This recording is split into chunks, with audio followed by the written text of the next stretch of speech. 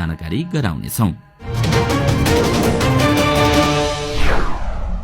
दर्शकहरू, आजभन्दा करिब 6.5 करोड वर्ष पहिले पृथ्वीको वातावरण प्राणी र वनस्पतिका लागि अनुकूल थियो।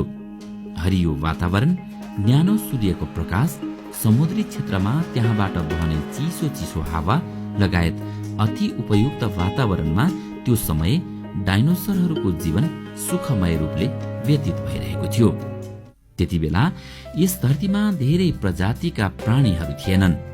डाइनोसरका साथै यस धरतीमा एउटा अर्को पनि प्राणी थियो जो आकारमा धेरै सानो थियो। यो अहिलेको अस्तित्वमा रहेको मुसा जस्तै देखिन्थ्यो। तपाईलाई आश्चर्य लाग्न सक्छ, त्यही मुसा जस्तै देखिने प्राणी म्यामल एनिमल नै हाम्रा पूर्वज थिए, जसबाट हामी विकसित हुँदै थियौं। त्यो समय डाइनोसरको राज थियो। मानव आजको मानव अनि जमिनमा उफ्रिने भ्याउता कति अन्तर छ यहाँ। ठिक त्यसरी नै अन्तर थियो त्यस बेलाको डाइनोसर अनि ती साना स्तनधारी जीव। डाइनोसरको दबदबा रहेको उक्त समयमा डरका कारण ती म्यामलहरू गुफा अनि दुलोभित्र लुकेर बस्ने गर्थे। कालान्तरमा यिनीहरूको त्यही गुण वरदान साबित भयो। जब यी सबै प्राणीहरू सुखपूर्वक धरतीमा आफ्नो जीवनयापन गरिरहेका थिए, ठिक त्यसै बेला एक 10 किलोमिटर डायमिटर भएको एस्टेरोइड सिधै धरतीतर्फ बढिरहेको थियो र धरतीको गुरुत्वाकर्षण क्षेत्रभित्र प्रवेश गर्न साथ यसको गति निकै तीव्र भइरहेको थियो। हर पल हर सेकेन्ड यो धरतीको नजिक आइरहेको थियो। यो एस्टेरोइड प्रति घण्टा 70,000 किलोमिटर रफ्तारका साथ जब यसले धरतीको वायुमण्डलीय क्षेत्रमा प्रवेश गर्यो, तब अत्यधिक घर्षणका कारण यो एक आगोको गोलामा परिणत भयो। यसको प्रकाश यति धेरै थियो कि करिब 800 किलोमिटरको घेरामा आउने सबै जीव जन्तुहरू अत्यधिक चमकताका कारण पूर्ण रूपले अन्धा भइसकेका थिए। अब ती जीवहरू त्यस आगोको गोलालाई देख्न नसके तापनि महसुस भने गरिरहेका थिए। अत्यधिक गतिका साथ जब एस्टेरोइड धरतीसँग टकरायो, तब एक भयानक विस्फोट भयो। यो विस्फोट यति धेरै शक्तिशाली थियो कि पृथ्वीमा ठोकिँदा विस्फोट भएको ठाउँमा 180 किलोमिटर चौडाइ र 20 किलोमिटर गहिरो खाडल बन्न पुग्यो अनि त्यहाँ रहेको धुलो, माटो, चट्टान आदि आकाशमा पुगेर एक ठूलो बादलको रूपमा फैलियो।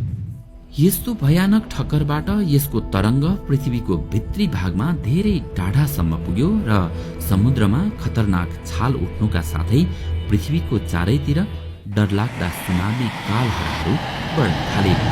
धरतीको महाविनाशको प्रक्रिया सुरु भइसकेको थियो। यस विस्फोटमा रेडिएसनको मात्रा यति धेरै थियो कि यसको 800 किलोमिटर क्षेत्रभित्र रहेका सबै प्राणीहरू जलेर खरानी बन्न पुगे।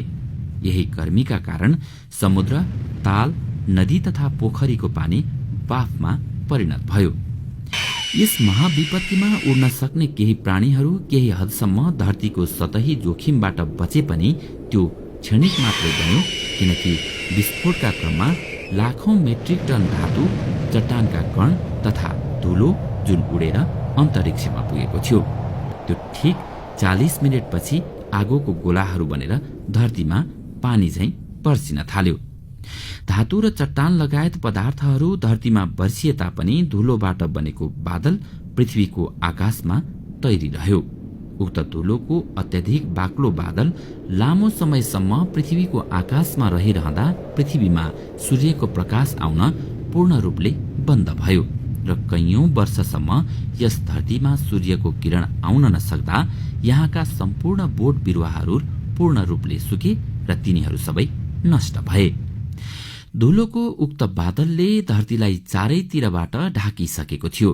विस्फोट भएको 90 मिनेटपछि धरतीको तापक्रम करिब 150 डिग्री सेल्सियस भन्दा बढी हुन पुग्यो, जसकारण विस्फोट भएको ठाउँभन्दा धेरै टाढा रहेका डाइनोसर पनि अत्यधिक तापमानले गर्दा जीवित रहन सकेनन् र सबैको अन्त्य भयो। यस महाप्रलयका कारण धरतीको करिब 70% प्राणीहरूको जीवन अन्त्य भइसकेको थियो, तर कसैका लागि यो महाप्रलय फाइदाजनक हुनेवाला थियो। डाइनोसरको अन्त्यको सुरुवात यही महाविस्फोटसँगै भए तापनि अब एक नयाँ प्रजातिको उदय हुँदै थियो, जो बुद्धि र बलमा श्रेष्ठ प्राणी बन्नेवाला थियो। उक्त प्रजातिका लागि यो एक सुनौलो अवसर पनि थियो। ती मुसा जस्तै आकार भएका प्राणी म्यामल्सले आफूलाई यस महाविनाशबाट बचाउन सफल रहे। अत्यन्तै गर्मीबाट बच्न यी जमिन मुनि बस्न थाले र आफूलाई बचाइराख्नका लागि यसले सबै चीज खान सुरु गर्यो। यी डाइनोसरहरूको अवशेष भविष्यमा आएर हामीलाई भेटिनेवाला थिए र भेटिएका पनि छन्, जसबाट आज हामी ती महाकाय जीवहरूको बारेमा विभिन्न तथ्यहरू पत्ता लगाइरहेका छौं। धरतीमा निम्तिएको महाप्रलयको केही लाख वर्षपछि बचेका अल्पसंख्यक डाइनोसरहरू पनि लोप हुँदै गए र यो धरती पूर्ण रूपले डाइनोसरहरूबाट मुक्त भइसकेको थियो भने एक नयाँ प्रजातिको प्रक्रिया चलिरहेको थियो। यस नयाँ दुनियाँमा हाम्रा प्राचीन पूर्वजहरू समय चक्रसँगै विकसित हुँदै थिए। यिनीहरू आकारमा पहिले भन्दा निकै ठूला भइसकेका थिए र यिनीहरूलाई झट्ट हेर्दा अहिलेको मानव जस्तो देखिँदैनथ्यो, किनकि यिनीहरूलाई त समय परिस्थितिसँगै अगाडि बढेर विभिन्न प्रजातिमा विकसित हुनुपर्ने थियो। आजभन्दा करिब 4.7 करोड वर्ष पहिले यस धरतीको वातावरण पूर्ण रूपले आजकै सरह बनिसकेको थियो। त्यति बेला अहिले झैं पृथ्वीको औसत तापक्रम 24 डिग्री सेल्सियस र एक दिन करिब 24 घण्टाको हुने गर्दथ्यो। त्यति बेला धरतीका सबै द्वीप महाद्वीपहरू स्थिर भइसकेका थिए। एकपटक अचानक धरतीको टेक्टोनिक प्लेट्समा हलचल हुन पुग्यो, जसका कारण धरतीका दुई ठूला ठूला द्वीपहरू एक अर्काको नजिक गइरहेका थिए। यो त्यही भूभाग थियो जहाँ आज श्रीलंका, भारत, पाकिस्तान, अफगानिस्तान, नेपाल र चीन रहेको छ। जब यो द्वीप एसिया महाद्वीपसँग आएर जोडियो तब एक नयाँ हिम श्रृंखला अर्थात विश्वकै चर्चित श्रृंखला माउन्ट एभरेस्ट यानि कि सगरमाथाको निर्माण हुन पुग्यो। यसरी जीवन अनुकूल भइरहँदा अझै पनि धरतीमा हामी विकसित भइसकेका थिएनौं। बिस्तारै परिस्थिति बदलिँदै जाँदा आजभन्दा करिब 40 लाख वर्ष पहिले अफ्रिकाको पूर्वी इलाकामा एक नयाँ पर्वत श्रृंखला बन्न पुग्यो, जसको नाम ईस्ट अफ्रिकन रिफ्ट भ्याली हो र यो पर्वत यहाँ बहने मनसुनी हावाका लागि एक अवरोध बन्न पुग्यो र यही कारण यहाँको जंगलहरूमा पानी पर्न बन्द भयो। यही जंगलमा एप्स नामक प्रजाति रहन्थ्यो। हराभरा जंगलमा खानको कुनै कमी थिएन। यिनीहरू रुखमा फल्ने फलहरू खाने भएकोले सधैँ जसो रुखमै वासस्थान बनाउँथे। वर्षा हुन बन्द भएपछि परिस्थिति परिवर्तन भई यस क्षेत्रमा सुक्खा हुनुका साथै रुखका पातहरू सुक्न थाले। बिना पानीका कारण सबै जंगल समाप्त भएपछि यी प्रजातिका लागि खानेकुराको चरम अभाव भयो र रुख नै सकिँदै गएपछि यिनीहरू खानाकै खोजीका लागि रुखबाट ओर्लिए अनि पेट भर्नका लागि यताउति चहार्दै गुजारा चलाउन थाले। समयको विकाससँगै त्यही प्रजातिमा केही नयाँ गुणहरू देखिन थाल्यो। आर्डिपिथेकस रेमिडस नामको यो प्रजाति हाम्रो पूर्वज जसले धेरै ठूलो निर्णय लिएको थियो। यिनीहरूको दिमाग एक सुन्तला जत्तिकै ठूलो थियो भने आकारमा यिनीहरूको उचाइ करिब 4 फिट जति हुन्थ्यो। यिनीहरूको विकास क्रमसँगै हाम्रा पूर्वज 2 खुट्टामा उभिन सक्षम भए। यसबाट ऊर्जा कम खपत हुन्थ्यो र हिँड्दा हिँड्दै पनि खानेकुरा खान सकिन्थ्यो। अब यस प्रजातिको दिमाग बिस्तारै बिस्तारै बढ्दै थियो। यिनीहरू पहिलेको तुलनामा निकै होशियार भइसकेका थिए। समयको गतिसँगै हाम्रा पूर्वज क्रमिक रूपमा विकसित हुँदै गए। समयका साथसाथै यिनीहरू हतियार बनाउन थाले, जसले गर्दा यिनीहरूलाई शिकार गर्नका लागि धेरै सजिलो हुन थाल्यो। यसरी समय व्यतीत हुँदै जाँदा हाम्रा पूर्वजहरू आगोलाई नियन्त्रण गर्न सफल भए। आगोको खोज नै हाम्रा पूर्वजहरूका लागि सबैभन्दा ठूलो क्रान्ति थियो।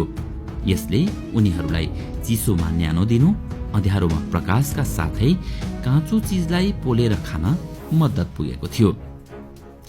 चेतनाको विकास हुँदै जाँदा हाम्रा पूर्वजहरू अब सँगसँगै बस्न थाले। आगोमा पकाएको मासु खाँदा कम ऊर्जा खर्च हुनका साथै उनीहरूलाई मिठो पनि लाग्न थाल्यो। अब पहिलेको तुलनामा पोषणयुक्त खाना पाउँदा उनीहरूको दिमागी क्षमता समेत तीव्र रूपले विकसित हुँदै थियो। उनीहरू सँगसँगै बस्न थालेपछि सन्तान उत्पादनमा समेत तीव्रता आउन थाल्यो, जसका कारण यिनीहरूको संख्या पनि विस्तार हुन पुग्यो। हाम्रा पूर्वजहरूको विकसित प्रजाति होमो इरेक्टस हो। यिनीहरू अन्य जनावरहरू भन्दा निकै बढी होशियार थिए र मिलिजुली बस्ने पहिलो प्राणी समेत थिए। यिनीहरूले आफ्नो कुरा अरूलाई बताउनका लागि विभिन्न आवाजहरू निकाल्न सुरु गरे।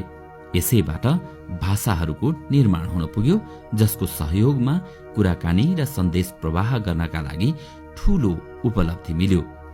यही त्यो अन्तिम विकासक्रम थियो जसको विकास पश्चात हाम्रो पुस्ताले जन्म लियो। आजभन्दा करिब 2 लाख वर्ष पहिले हाम्रो अस्तित्व सुरु भएको हो। हामी होमोसेपियन्स अर्थात् बुद्धिमान जीव थियौं, किनकि हामीसँग धरतीका सबै प्राणीहरूभन्दा धेरै विकसित दिमाग थियो। हामीसँग शिकारका लागि औजार, बस्ने निश्चित ठाउँ, सामूहिक परिवार, साथै बोल्नका लागि एक भाषा पनि थियो। अहिलेको युगमा हामी धेरै विकसित तथा बुद्धिमान भइसकेका छौं र यो क्रम जारी नै छ। आज हामी आसपासमा भइरहने विभिन्न घटनाहरूलाई पूर्ण रूपले बुझ्न सक्छौं। हामीलाई यो थाहा छ कि यो समुद्रको निर्माण कसरी भयो अनि यो वायुमण्डल कसरी बन्यो, हामी कसरी धरतीमा उभिन सम्भव छौं। यति मात्र होइन, हामीलाई विभिन्न खगोलीय पिण्डहरू बारे पनि थाहा छ। तर पनि हाम्रो यात्रा सकिएको छैन। सायद अबको हजारौं वर्षपछि हाम्रा पुस्ताहरूले आजको दिन फर्किएर हेरे भने आश्चर्यमा पर्नेछन्, किनकि त्यो युग आजको भन्दा धेरै विकसित एडभान्स्ड सिभिलाइजेसनमा हुनेछ। दर्शकहरू, आगामी श्रृंखलामा हामी एडभान्स्ड सिभिलाइजेसनको बारेमा पनि चर्चा गर्ने नै छौं। तपाईलाई आजको भिडियो कस्तो लाग्यो हामीलाई कमेन्टमा बताउन नभुल्नुहोला। साथै भिडियो राम्रो लागेमा हाम्रो यस विश्व घटना युट्युब च्यानललाई पनि सब्स्क्राइब गर्नुहोला। आगामी दिनमा अझै रोचक जानकारी लिएर आउने नै छौं। तबसम्मका लागि नमस्कार।